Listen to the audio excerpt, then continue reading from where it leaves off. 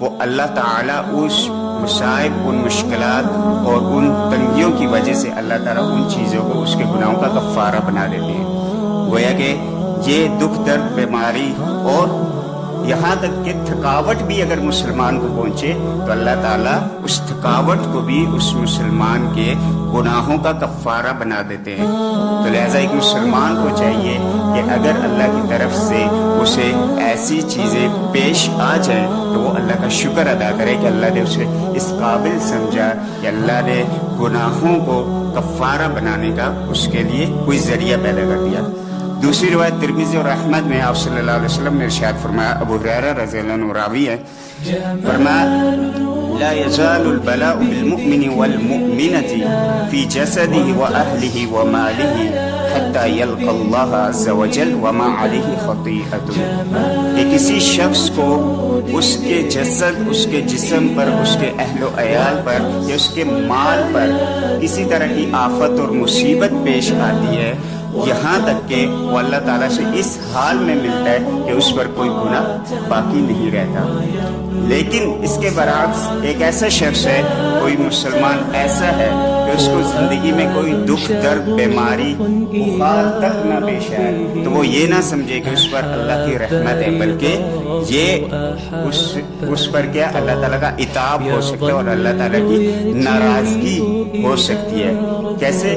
آپ صلی اللہ علیہ وسلم کی حدیث ہے مسند احمد کی کہ جاء اعرابی الی النبی صلی اللہ علیہ وسلم، ایک بدوی صحابی، ایک دیہاتی آپ صلی اللہ علیہ وسلم کے پاس آتے ہیں، فقال النبی صلی اللہ علیہ وسلم هل اخذتک ام ملدم، آپ صلی اللہ علیہ وسلم اس شخص سے پوچھتے ہیں کیا تمہیں کبھی ام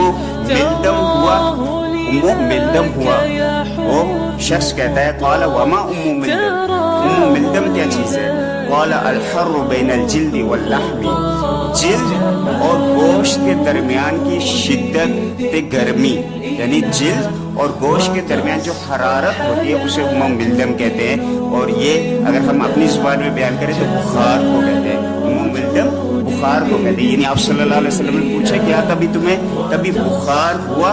اس نے کہا لا، فقال هل صدعت، تو آپ صلی اللہ علیہ وسلم نے دوسرا سوال کیا هل صدعت، کیا کبھی تمہارے سر میں کبھی درد ہوا؟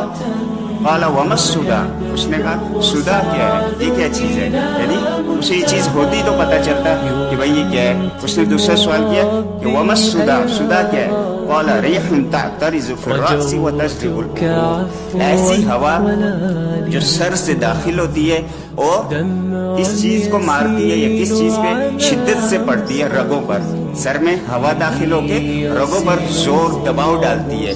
یعنی آپ صلی اللہ علیہ وسلم کے سوال کا مفہوم یہ تھا کہ کیا کبھی تمہارے سر میں درد ہوا؟ تو شخص نے کہا لا۔